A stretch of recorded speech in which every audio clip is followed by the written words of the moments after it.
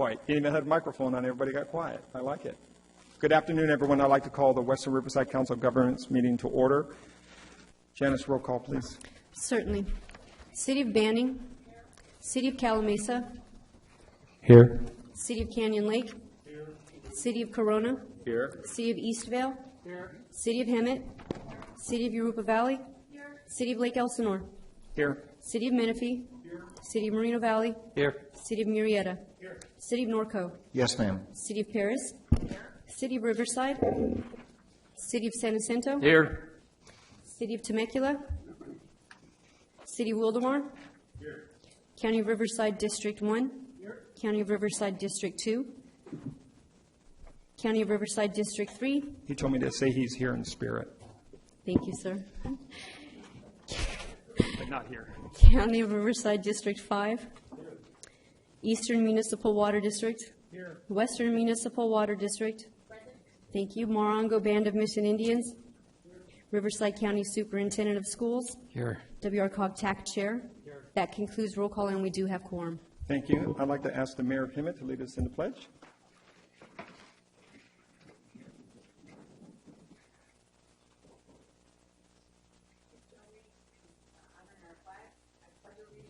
To the flag of the United States of America and to the republic for which it stands, one nation, under God, indivisible, with liberty and justice for all. Thank you, Mayor Wright. Okay, next we have public comments. Arnold, you're up, sir.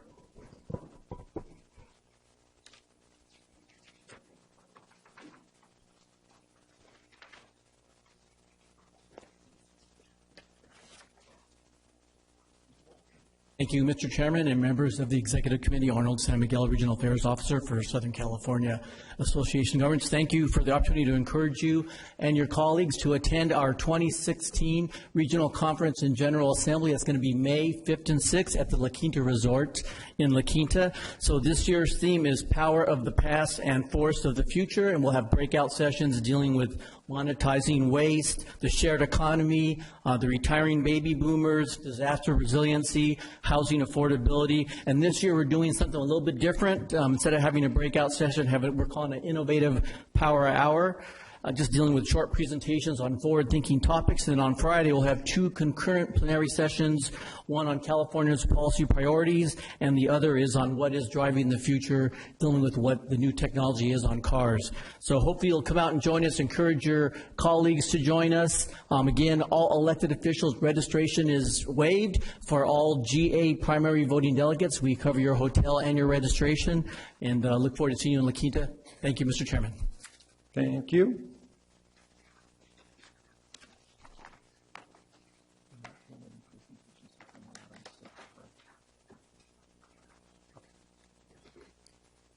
All right, next we have the consent calendar, items 5A through H. Are there any requests to speak on any items in the consent calendar? I have no requests. All right. Yorupa. Okay. We have a motion by Supervisor Ashley, second by Vice Chair Benoit. Ashley and Benoit. Thank you, sir. Please vote.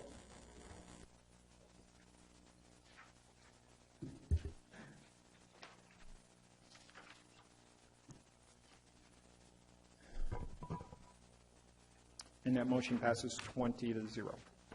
Okay. Linda, is there, you want her to give a report, or is there something specific you would like? Am I on now? Okay. I've been doing this long enough. You'd think I could get the mic by now. I would love to have a report, Jennifer, if you could just touch on some of the highlights. There were a lot of really awesome things happening in there, so I just want to be sure we all heard about it. Sure. Good afternoon, everyone. My name is Jennifer Ward. I'm the Director of Government Relations at WRCOG. And just to give you a quick update on items of note for healthy communities activities taking place throughout Western Riverside County. I'll highlight a few, and in general, what WRCOG staff has been doing is really trying to just be a supporting role for all of the healthy communities initiatives that your local jurisdictions are pursuing. For example, Mayor Tisdale launched the Healthy LE initiative earlier this year. So we have a WRCOG health subcommittee that has been formed several years ago. Among many things, the subcommittee has worked on creating a set of indicators that can be tracked, that can help track the public health benefits of sustainability initiatives in Western Riverside County. And I think another role of the subcommittee is to support these healthy communities events and initiatives occurring in your agencies. So some upcoming events to note are the Herba Valley Healthy Living Extravaganza, which is being held this Saturday. The Paris's annual Health and Wellness Fair is going to be held on Saturday, April 23rd. And WRCOG will have a presence at both of those events. And I believe the Lake Elsinore Healthy LE events take place the fourth Saturday of every month? Fourth Saturday. Correct. The other item of note I wanted to bring up is the launch of the Healthy Cities Network. And that is a coalition formed by the Riverside County Health Coalition. The Riverside County Health Coalition has been meeting for the last 5 years and involves over 100 agencies, cities, hospitals, all different associations, meet on a monthly and quarterly basis to discuss regional health issues. The Healthy Cities Network is in sort of a new outgrowth of that coalition to focus specifically on how the county and its members can help cities launch healthy city initiatives, talk about shared best practices. And so on April 11th, they'll be launching the Healthy Cities Network at an event in Moreno Valley. And I'm actually going to be speaking on a panel along with some other representatives from throughout the county on the various activities that occur. So hopefully that gives you a good overview. I'd be happy to answer any questions. Just before you let her go, are you finished with it? No, please. Okay. Just a brief comment, thank you, and I thoroughly enjoyed the staff report. I was also excited to see about the bi-county efforts. I think we've talked a lot about how health has no boundaries, so that was encouraging to see. As far as the Healthy City Network, that's actually a week from today, the launch, and I would encourage every city that's represented here today, if you are not sending an elected official, which you are more than welcome to do, please consider sending at least a staff member to this to get an idea of the opportunities that will be available through this network. So I encourage elected officials to go. I know a few of you are going at least, so looking forward to that on Monday. We've been talking about that for quite a while, and it's always nice when something you've been talking about for a long time comes together. So thank you, Jennifer. Yeah, there should be a flyer with the details of that event in your agenda packet. Yeah. So I would move approval if there's no other. There's a couple more comments. I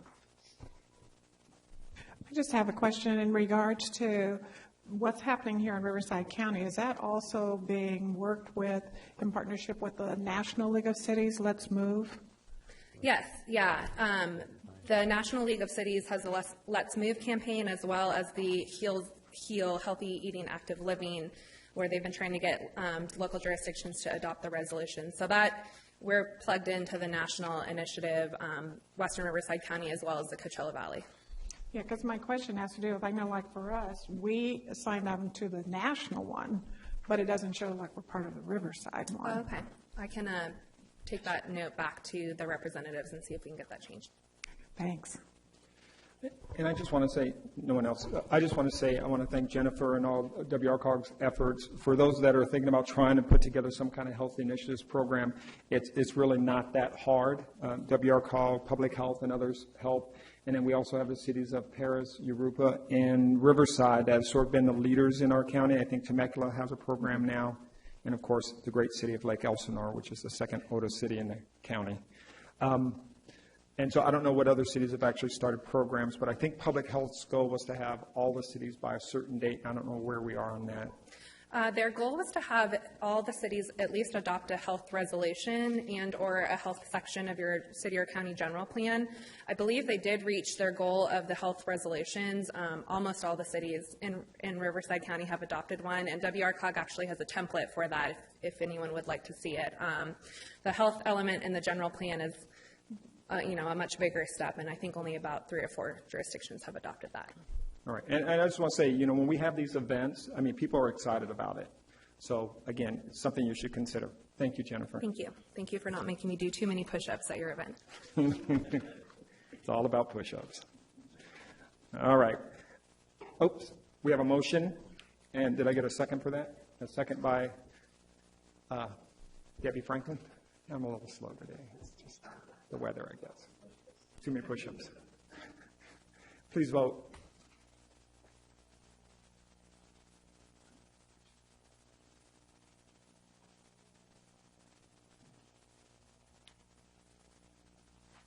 And that motion passes 20-0. Thank you. All right, our next item under reports is the HERO Program Activities Update. Barbara Spoonow. Good afternoon, Mr. Chair, committee members. I'm Barbara Spoonow, Director of Energy and Environmental Programs. I oversee the HERO program, which provides financing of energy-efficient water conservation and renewable energy projects to residential and commercial property owners, and then that financing is added to a property tax bill. In the audience, I also have Warren Diven with Best and Krieger, Tom Hemmings from Renovate America, and Victor Villaplana from Renovate America as well, in case you have any other questions on the report that I'm going to give. There's a number of items that I'll be covering today that include a general overview, solar leases, commercial program changes, as well as California legislation impacts. Just to provide you with an overview on the HERO program, after today's action of holding a public hearing, updating the program report, accepting the new associated members, there will be 313 cities and or counties that are now participating in the WRCOG California HERO program as associate members to WRCOG. We've accepted between both programs a combined of over 109,000 applications. Over 77,000 have been approved, giving us a acceptance or approval rate of a little over 70.6%, the total nearly $1 billion in funding. Just to provide on the WRCOG HERO front, we have over 30,000 applications that were approved, over 19,000 projects completed for over $355 million.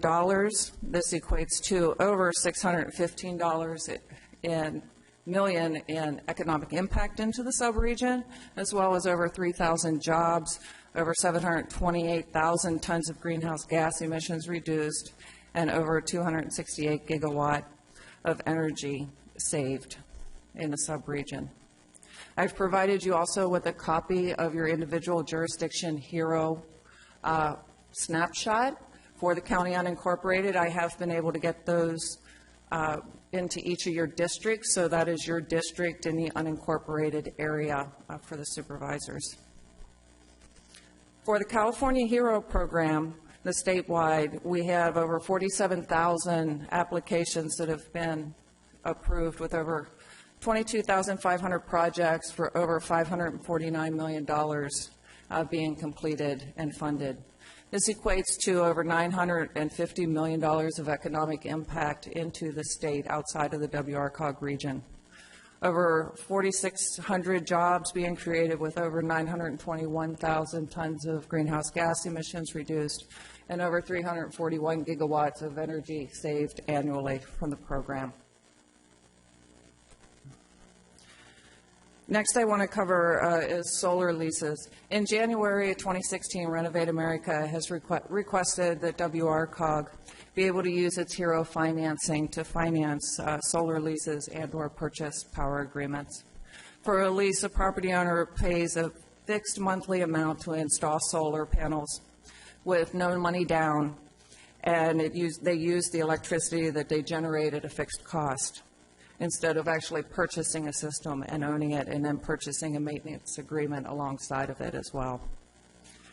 This allows property owners to have a zero down for solar and is quite popular. Over 65% of the residential solar market actually uses a solar lease or a PPA. The HERO program currently finances the purchase of a solar program, a solar system. So the property owner owns the system. However, in most cases, unless they want to go out and squeegee their solar panels, they need to purchase a maintenance agreement as well so that someone else is up on the roof working those, and if something goes wrong, they have someone to call. We also do prepaid solar leases, so we cover the actual upfront down payment cost of the solar lease, and the property owner also has a maintenance agreement that's available with that product. There are many benefits to having solar, and including solar leases and PPAs into the HERO program. It does create a much lower monthly utility payment. Again, no money down. The customer qualifies for the solar based on the property versus on their FICO score. The lease can actually transfer to a new property owner instead of that new property owner needing to qualify for the current solar lease or renegotiate that contract when they're buying that home. The system has an ongoing maintenance system that's included, and it's for 20 years. At the end, the property owner can purchase the system, renew the lease, or remove the system. We do have a number of consumer protections that are included because it is part of the HERO program. The system must be maintained and monitored for its life of 20 years. It cannot be turned off or removed as long as we have the assessment on the property. And the term must be for the 20-year period. This chart shows an overview of how other lease products, the HERO program works, our prepaid HERO lease PPA, and now our proposed HERO lease / PPA. As you can see, when it looks at the end, the project costs actually come down, and they're actually NA when we're using the solar lease because of the solar provider is actually, we're doing the bonding with the solar provider. The property owner no longer pays the CAP-I, which is the capitalized interest payments or the additional administrative fees that's covered by the solar company as well. And then there's a number of tax, post-tax that's a little bit more beneficial under a lease than in an owning of a lease or owning of a solar project. So can we do this? The simple answer is yes. Under AB 1883, PACE programs can finance solar leases as long as they meet the requirements under Chapter 29 in the Street and Highway Codes. Just a couple of the highlights from the Street and Highway Codes is the term, has to be as long, which is the 20 years. The owner is not permitted to remove the system as long as we have the assessment on the property. And for us to move forward, the executive committee would need to adopt a resolution that would allow us to do this.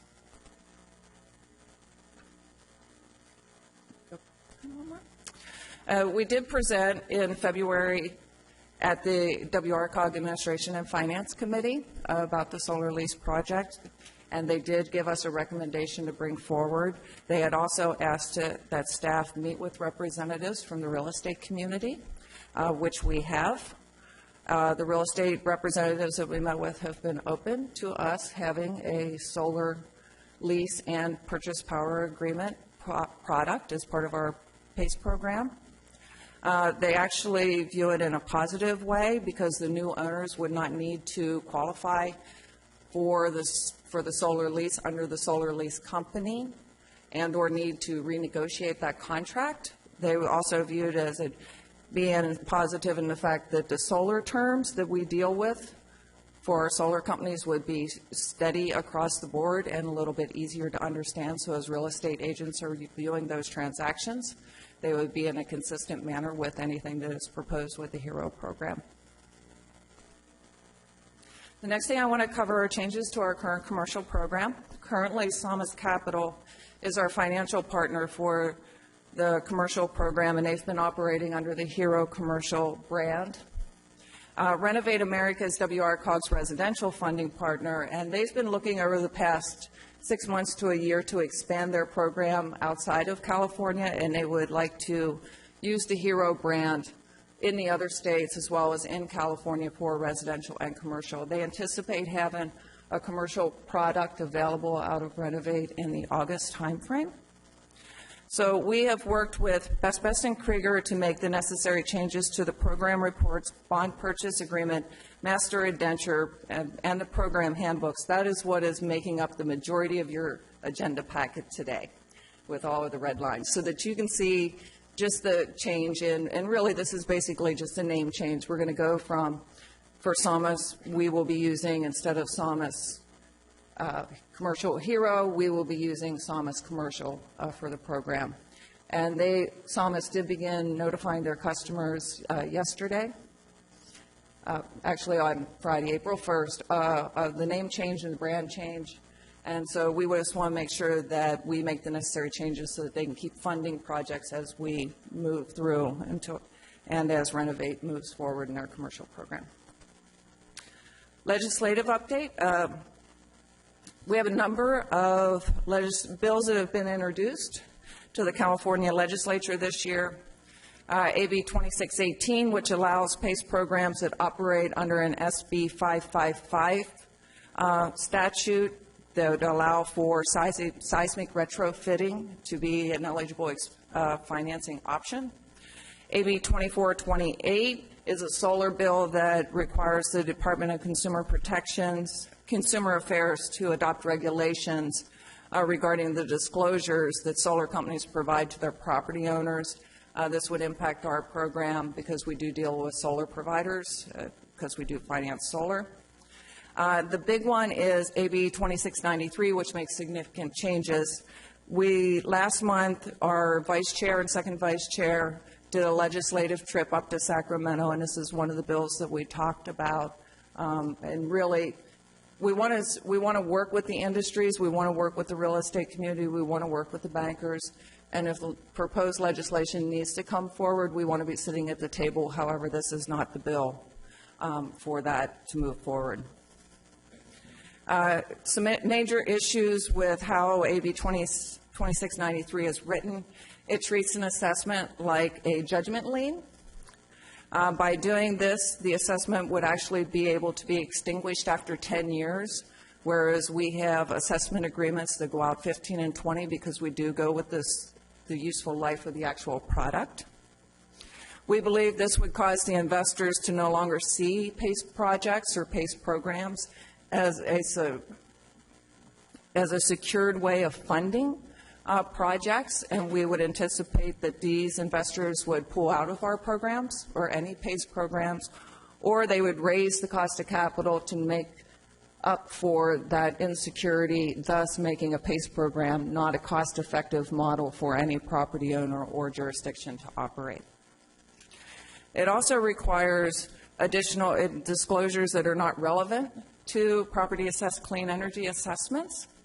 For this will confuse the property owners in what they're actually financing and how they're financing it. It'll confuse the contractors as well and add additional burdens onto them, which would force them, more than likely, they would not participate because of the additional hoops that they would need to jump through to get their projects financed. And then, again, going back to, it does allow for the PACE assessment to be extinguished, so it can go away. There is a voiding language in there that can actually void the assessment contract right then and there. Thus, if we have a contract in place, we're not going to be receiving our money back on the investment that was made into the property. So, as part of the program update, an updated Exhibit B of the California Hero Program Report has been included as an attachment in the staff report. This includes the jurisdictions to be included in today's public hearing that include the cities of Bishop, Chico, Cotati, Lindsay, Moore Park, Morro Bay, Oroville, and San Luis Obispo. Once the public hearing is concluded, I'm asking the Executive Committee to adopt Resolution 09-16, formalizing these jurisdictions to the HERO program.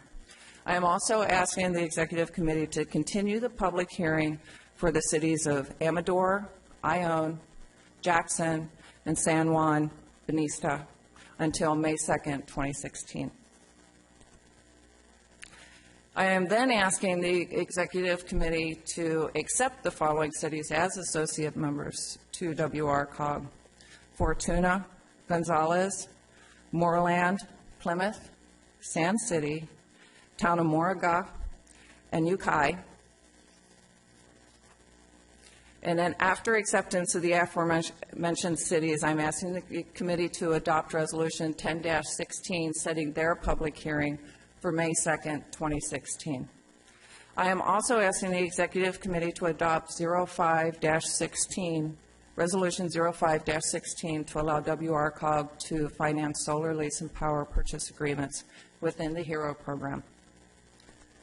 Finally, I'm asking the Executive Committee to adopt Resolution 11-16, which accepts the changes to the commercial program, which includes the program report, program handbooks, the master indenture, and the bond purchase agreement, and this would allow for Samas Capital to continue to fund projects during this name change in their transition. I'm also asking the Executive Committee to adopt an opposed position on AB 2693.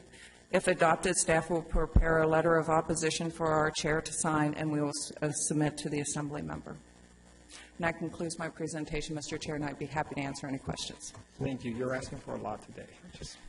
I know. All right. So I will open the public hearing at this time. Janice, is there anyone on the phone? Do we have any callers online for the California HERO program? I hear none. Okay. Anyone wish to speak at all on the public hearing item? Okay. Anyone on the dais wish to testify on this item? Then I will close the public hearing at this time and bring it to the dais for questions. And we have Marietta that's been blinking the whole time. I just wanted to say thank you for the presentation. I wanted to make a comment, positive comment to HERO. I just went through a process with all the great rates. I refinanced my home. And part of that, because I purchased a solar program through the HERO program, and the disclosures, the information that was given, and they did a subordinate, and that process was just, had zero problems. I mean, it was smooth. The guy who was handling it for me was concerned at the outset about the HERO attachment to our home and our taxes. And at the end of it, he said this was actually much easier than I had anticipated, and we really had no problems. It closed on the schedule that they had given me, and so kudos to HERO for getting that all in place. So that's all I had. Okay. That's great news. Supervisor Jeffers. Not to be a stickler, but we have to disqualify if we have firms who have contributed to any one of us over $250 or their principals. I can't speak to the principals of these firms. I know Renovate America and Samas had a lawsuit going at one time. I just want to make sure that staff is aware of this and making sure that none of us are walking into a FPPC violation by not knowing who the principals are. We need some answers on that.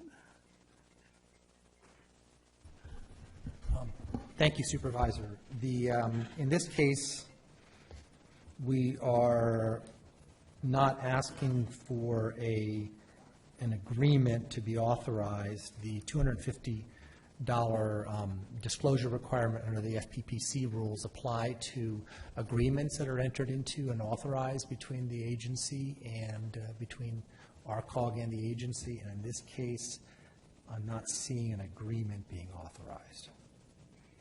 So item 8 isn't asking for approval of any action from us? It's asking for approval, but it's not asking for the approval of a contract. So there should not be an FPPC requirement. Or there should not be an FPPC limitation on the approval, on your action today approving the number 8. Just for the record, I don't like working from should nots. I will just be shown as disqualifying on 8. Very good, sir. Not having the information of any of the principals. Okay. Anyone else want to speak? Then I will take a motion. Motion by Council Member from Banning. This is Debbie. I just can't get it today here. Debbie. You got a second? Paris. Second from Paris. Yes. Please vote.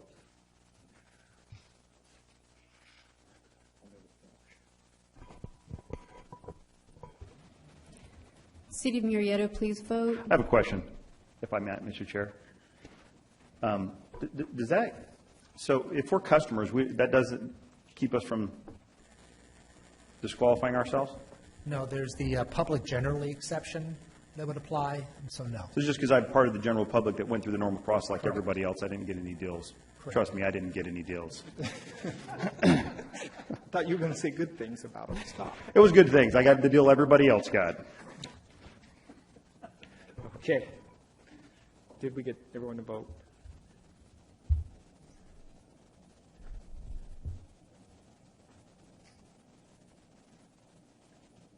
And that motion passes with 18 and 1 abstention. Thank you. All right, next we have a report from the League of Cities. Aaron Sassen.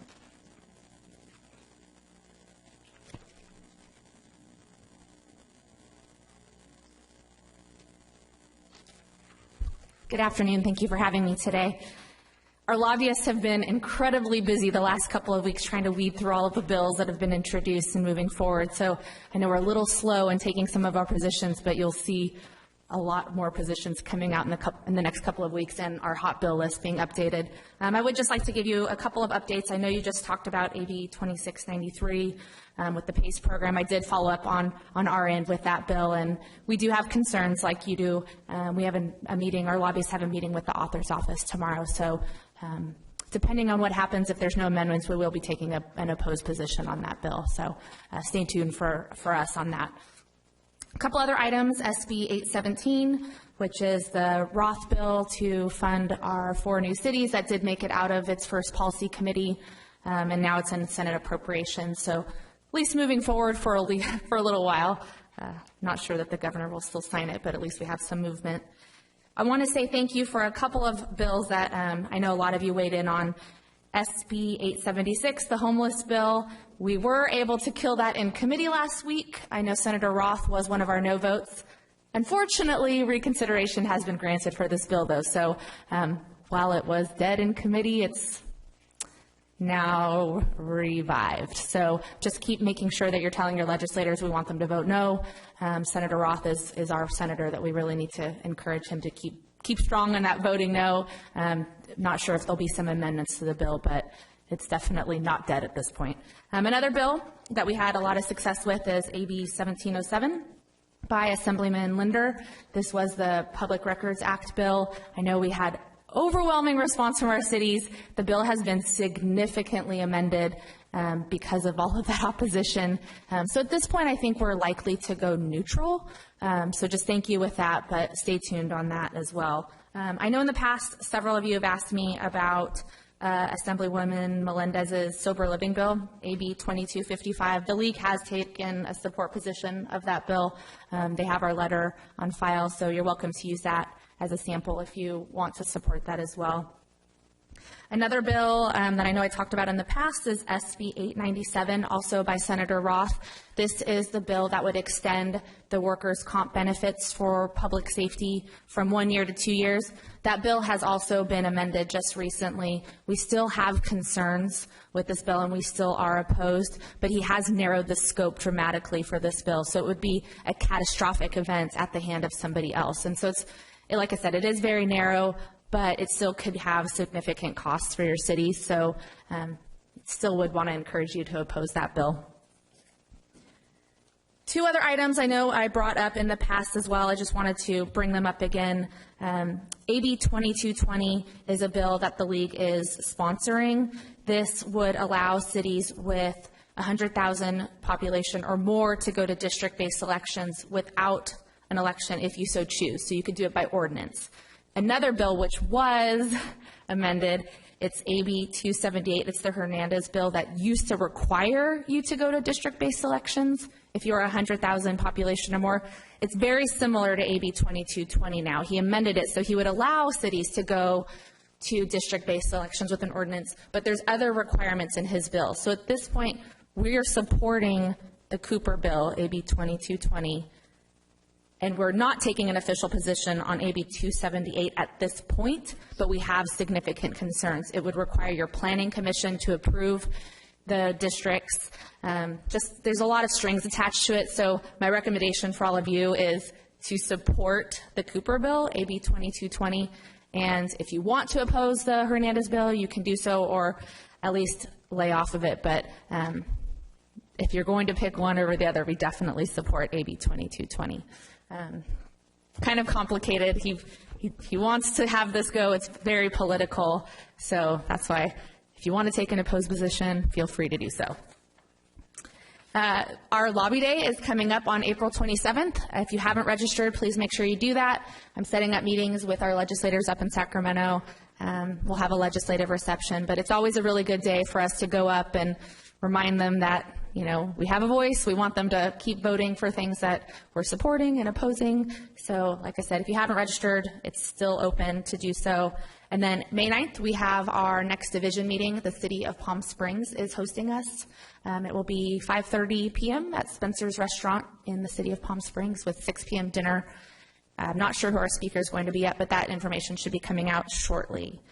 With that, I'd be happy to take any questions. I'll get you the hot bill list as soon as I have the updated version, but thank you for having me today. Does anyone have any questions for Aaron? No? Comments work too. I just wanted to thank you for hosting the lobbying day for us last Friday. It was very informative, more information that I'll never remember, but it was very good. Thank you. Great. I have, for any cities that weren't able to attend, I do have some extra material from it. It was a lot of information, but hopefully very useful. Just for those of you that weren't aware, we did kind of a, what is the Sacramento legislative process, how you could be more effective with your lobbying techniques. We had a speaker come down and provide the training. So if you do want some of the materials, I'm happy to provide that. It was very good. Very, very good. Thank you. Thank you. All right, thank you. Next, we have a status report on Ontario International Airport. So while they're coming up, I'll introduce them.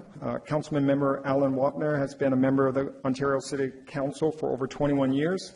In addition to his leadership on the city issues, he's been instrumental in leading an effort to regain local control of the Ontario Airport. He currently serves as the president of the Ontario International Airport Authority, the JPA created to provide overall direction for management, operations, and marketing of the airport. And with him, we have Mr. Kelly Fredericks. He's recently named the Chief Executive Officer of Ontario International Airport Authority. Mr. Frederick comes to us to Ontario by the way of Rhode Island Airport Corporation, where he served as president and CEO.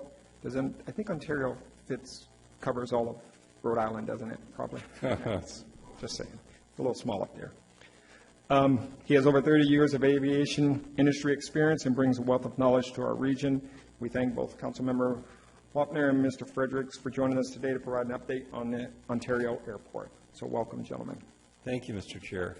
You know, I've been here before, and it was during, I don't call it a struggle, during the transactional period.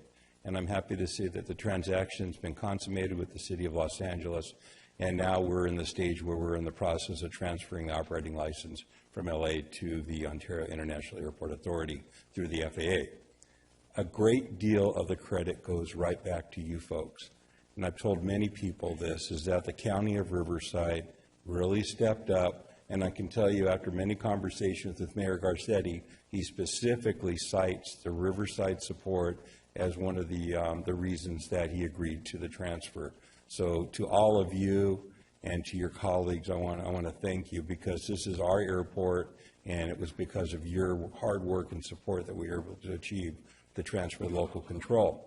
Now, having said that, you know, during the process, we talked about the regional impact of Ontario International Airport, and that's not going to stop now that we have local control. In fact, we need your help now more than ever before, and I'm going to let Kelly talk about how you can continue your support of our airport so that it can continue to benefit Riverside County and the cities within Riverside County as well. And just a personal note about WRCOG, and I've mentioned this to Rick before, and by the way, he's the best guy you could ever hire. He really is. Fight on. Not just because he's a Trojan.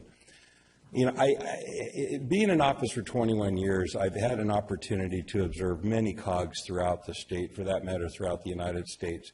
And I always tell folks that the best run COG that I've ever seen is WRCOG. And that's not to cite any other COG, including my own at Sandbag, but as far as a COG function, I've never seen an operation organization as well run and as efficient and beneficial for the cities and the county that participate. So congratulations on that. In fact, I've tried to find some way that we can join WRCOG. We're still working on that.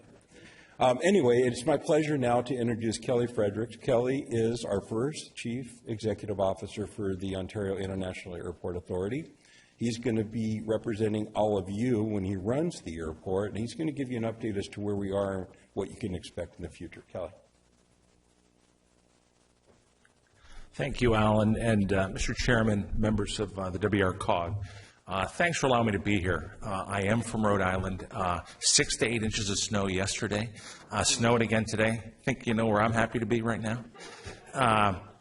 You know, very quickly, and I promise to keep this brief, on December 22nd, the Ontario International Airport Authority and LAWA entered into a transfer agreement, and that set the wheels in motion. What we've been doing, I'll give you a little bit of what we've been doing, what we're going to be doing here in the near term, and what we've got in mind long term. We're excited.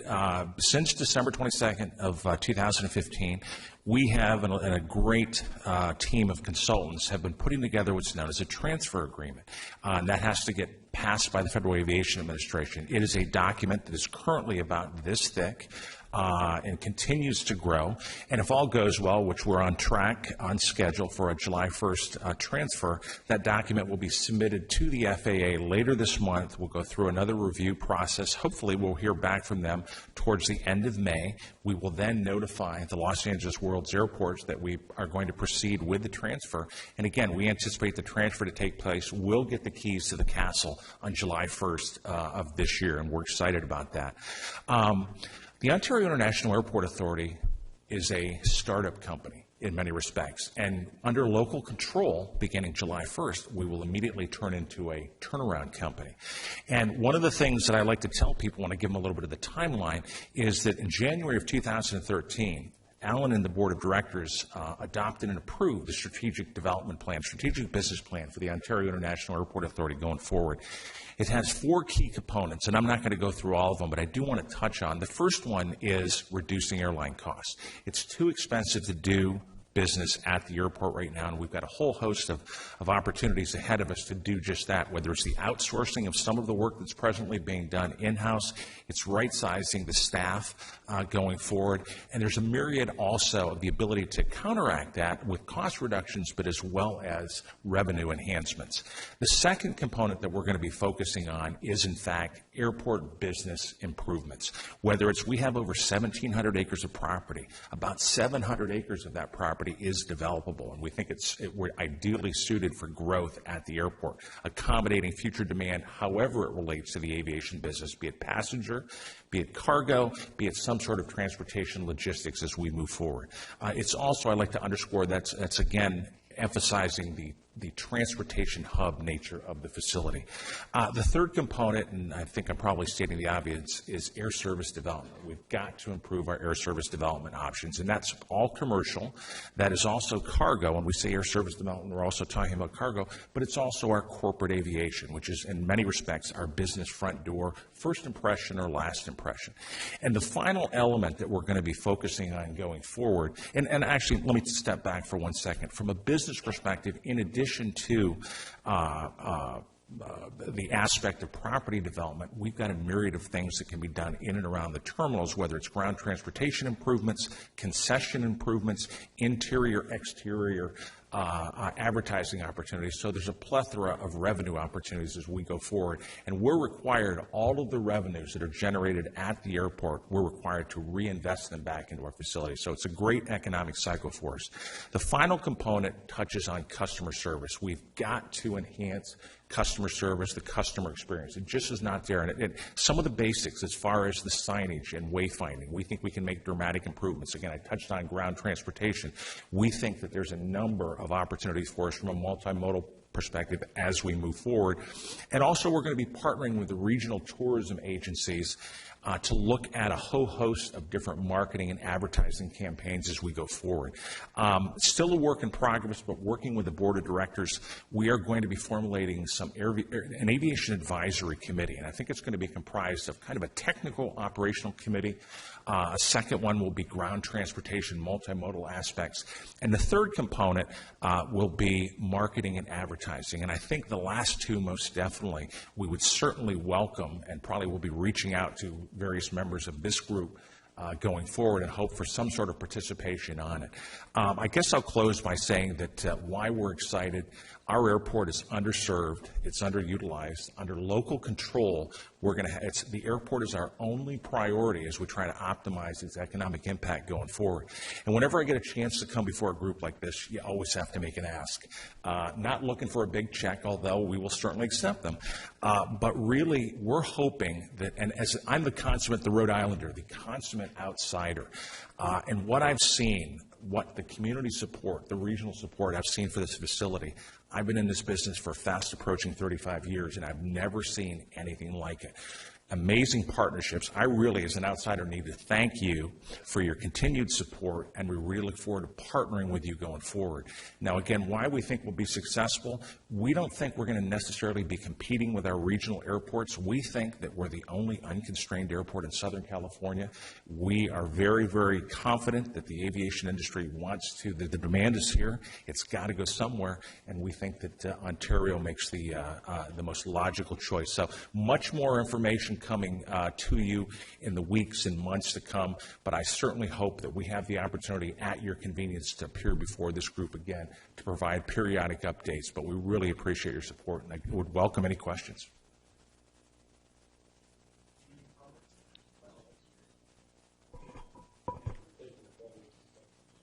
Thank you.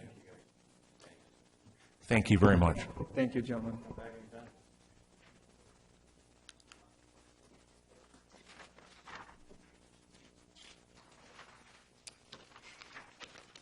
All right, next we have our transportation update by Director Gray.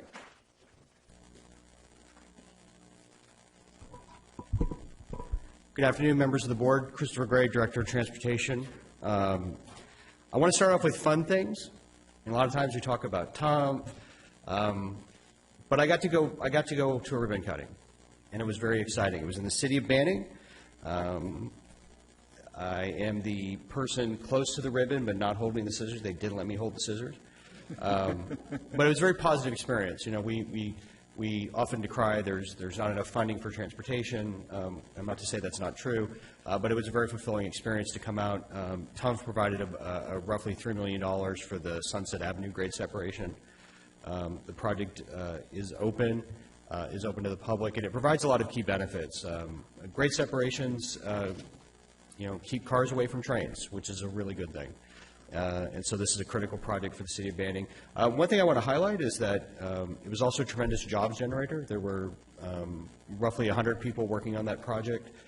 The actual construction itself, who billed about 20,000 hours for that project, construction went on for multiple years. So we're excited to be there.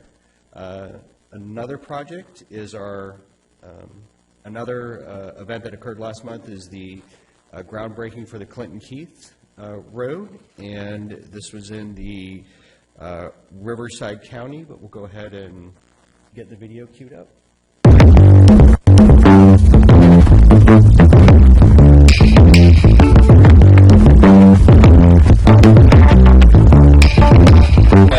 This is a wonderful celebration day.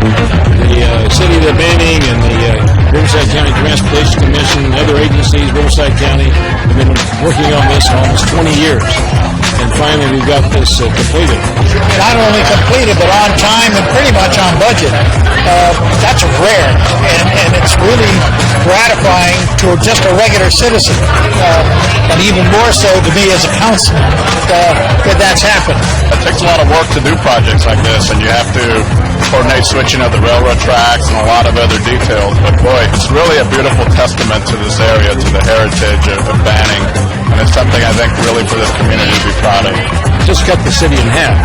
You just can't go from one side to the other. And if you're, on your way to work and suddenly, there's at least 56, I think there's more than 60, 65 trains a day go through here.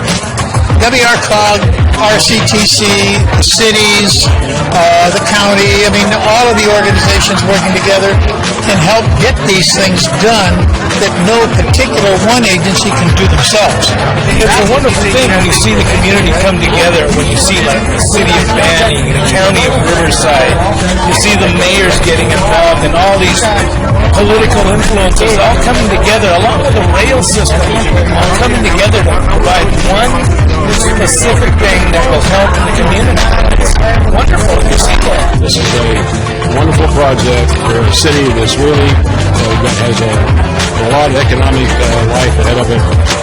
Banning, it's an old city, but they're really just starting to realize their economic promise. And this is going to help a lot.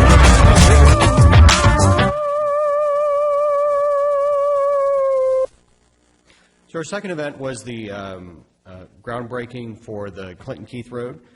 This was in Riverside County. I was there along with Mr. Lane was there, Mayor Nagar, representatives of the county as well.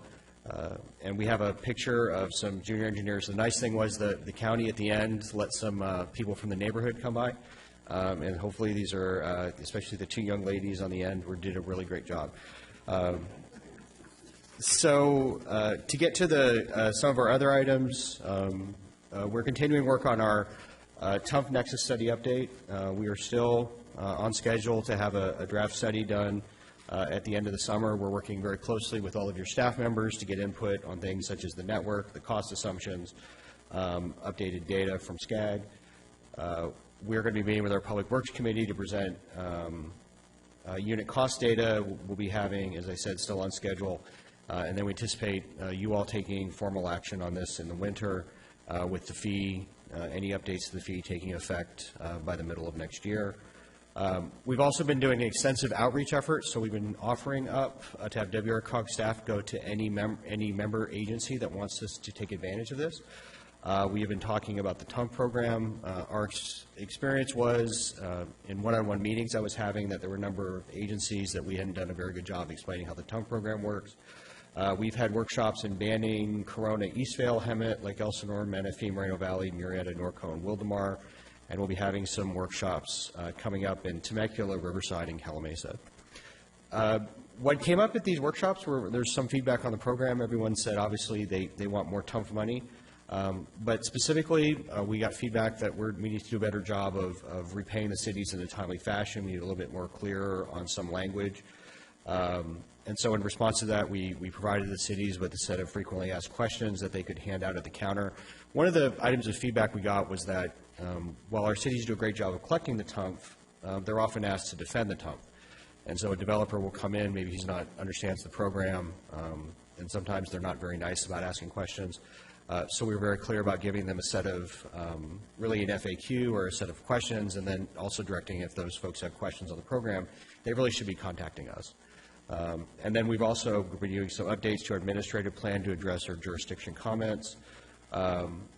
The next item is we have an administrative plan which governs how the TUMF network is administered and run. The document was last updated in 2012, and we're working through to identify some updates.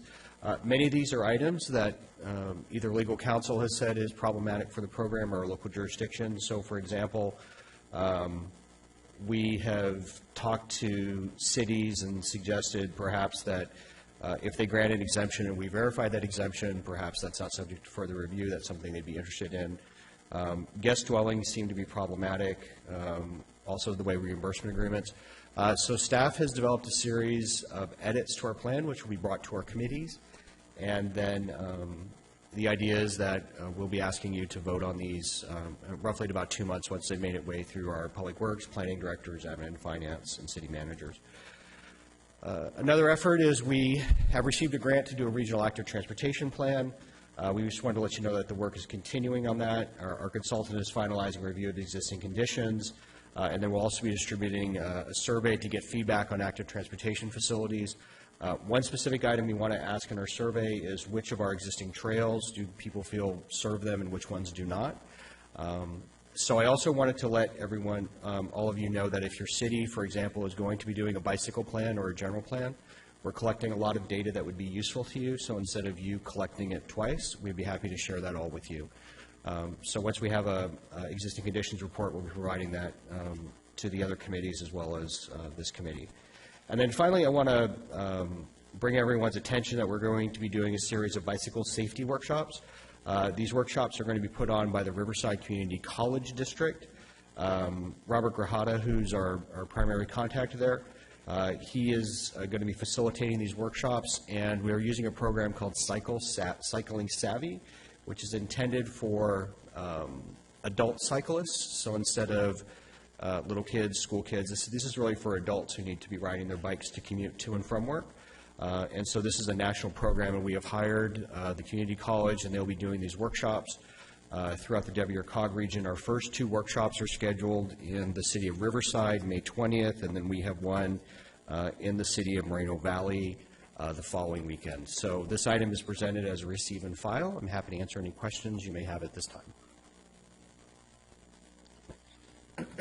Does anyone have any questions for Director Gray? I see none. Thank you, sir, for your report.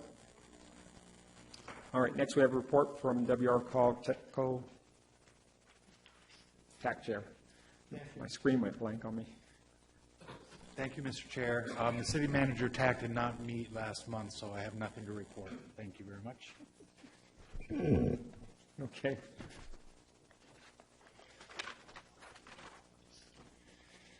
All right, report from our committee representatives. SCAG, Regional Council Policy Committees. Anyone from SCAG want to report? Debbie. Very briefly, SCAG's going through the RTP SCS process, so we did have one meeting that was a couple weeks ago, voted to move forward with it, and there is another meeting coming up this Thursday.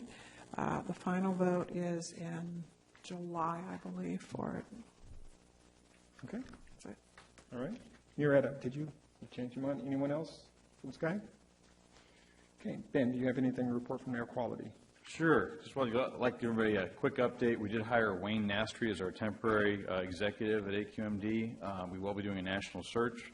We're pretty sure Wayne will be putting in for that as well, but we'll be opening it up for everybody that wants to put in a resume. Also, we have going forward a group that I've been involved with for quite some time. It's a small business assistance advisory group and local government. And the idea is we get some of our policies and ideas and staff's items that are coming forward in front of local government and small business members that come to this group. We meet the second Friday. I know it was a Friday because all the AQMD stuff is on Fridays, but I couldn't remember which Friday. The second Friday at 11:30, there is a lunch provided, and if anyone would like to join that to hear more about what's coming forward at AQMD, to give input on that policy and to have a better understanding of what's going on at the district, as well as to help the district form those policies. This is a good opportunity to come and meet there regularly. We're asking for public members as well as council members from cities, as well as a business entity in your area. And I'll be making this pitch at a few different places, but I wanted to start here. So I'll be just asking if anyone wants to come join me at that. I'm the chair of that committee, and we have room for about 20 members. So that's it. And I do have the flyers here, but since there's an FPP issue with my name on it with more than 200 flyers, they are limited. So if you want a flyer, please come by and see me after the meeting. I can't hand them all out. Thank you. Just a quick update on CalCog. Last week, they had their annual forum up in Monterey. Somebody had to go, so it was tough. And they did in their board meeting. So in their board meeting, they just talked about a couple of the bills that they're tracking, the transportation issues. I think the biggest thing is the direction they want to go with their leadership. The current executive director as a contract. They're going to be moving him to a permanent employee position. Riverside County was very vocal up there, not just me, but CVAG and RTA. I think it was RTC, what he just said. And so we sort of ended up on the subcommittees to make sure that that happens the right way, along with a couple other folks. So we have 3 members of Riverside that are up there sort of giving the direction on what CalCog's going to do. One of the issues that came up, some person mentioned that they had the best executive director. By the end of the conference, they realized that the best executive director was truly from WRCOG, and I know Rick's going to kick me here. But he truly is. When you look at everything that's going on in the state, our programs and the direction that WRCOG has gone is clearly outshine most every program. One of the other things, we had a hero comment, or we did what was that game we played? Trivia contest. So hero programs created in California, 11,595. So I wanted to make sure that we mention that. And then also in the program itself, there was 2 programs that were really highlighted. One of them was our street lamp program, which Barbara did a great job. We kind of cut out on it at the very end, but she did a great job. And then the other one was CVAG. So what we're doing in Riverside County is definitely captured the state, so they understand that we're here, we have the best executive director, and they have to live with it. So that's all I have. So now we have reports from the best executive director. Steve. Thank you, Mr. Chair. Just a few quick announcements. One, just as a reminder, our 25th Annual General Assembly will be held at Morongo on June 23rd. Thank you again, Morongo, for being such a gracious host for the event. We love being there, and our speaker is Julia Gillard, the former Prime Minister of Australia. So we're real excited to get her insights from a longtime American ally on what's going on in the United States. It'll be particularly interesting. Secondly, wanted to announce that the 7th Annual Statewide Energy Efficiency Forum will be held here in Riverside at the Riverside Convention Center during June 15th and 16th, and we are really encouraging local jurisdictional staff and elected officials to attend. In fact, there will be an elected officials dinner forum that will be held on the 15th, and we will encourage you, we'll give you more information on this, but we'll encourage elected officials to come, and they can highlight and showcase the many things that are being undertaken here in western Riverside County for the rest of the state to see. Third, we are conducting our second tour of the Renovate America facilities down in northern San Diego. I know a few of the executive committee members attended the initial tour a few months ago, and we'll be holding another tour, this one being on April 27th. It's a great way for you to get a firsthand look at the size and scope and scale and attention to detail that goes into the HERO program from our partners at Renovate America. So hopefully you can find time in your schedules to attend and or have your staff attend as well. We also have our upcoming Water Task Force speaker series, which is occurring every other month. Our next event will be Friday, April 22nd, and we're bringing in speakers from around the world to talk about water issues and how they've dealt with water issues around the world. So as California struggles with the drought, it might be somewhat comforting to know that we're not the only ones that have ever dealt with this. So it'll be interesting to get some perspective from others with regard to how other areas across the globe have dealt with issues of drought and water quality. So we're looking forward to that.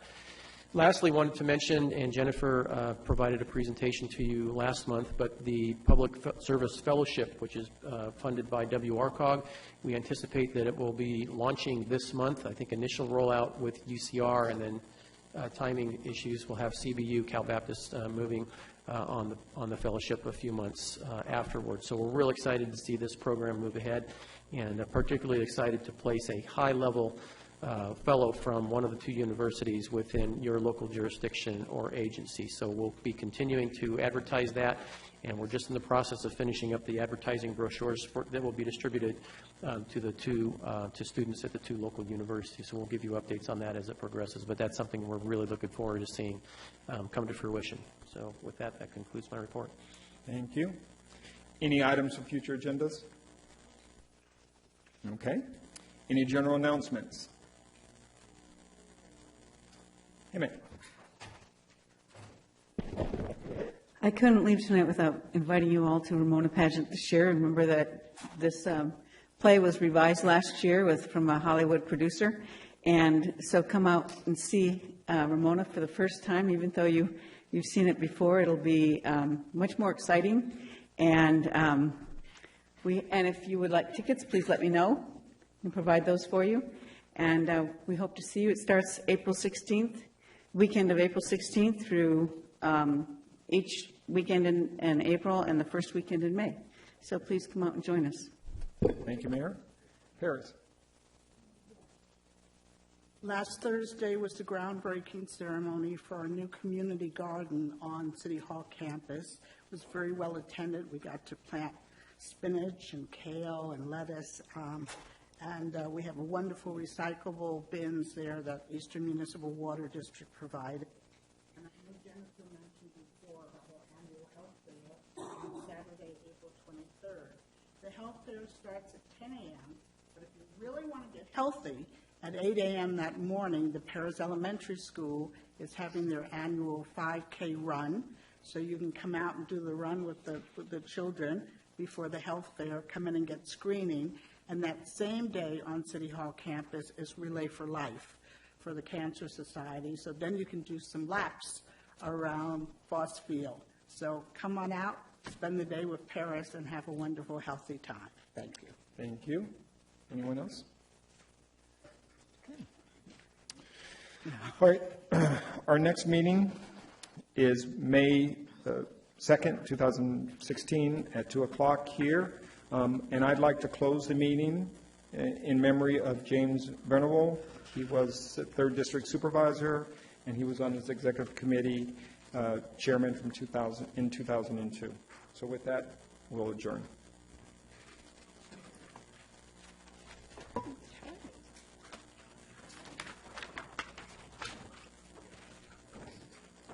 I'm going to just leave this picture. Don't forget, stay for executive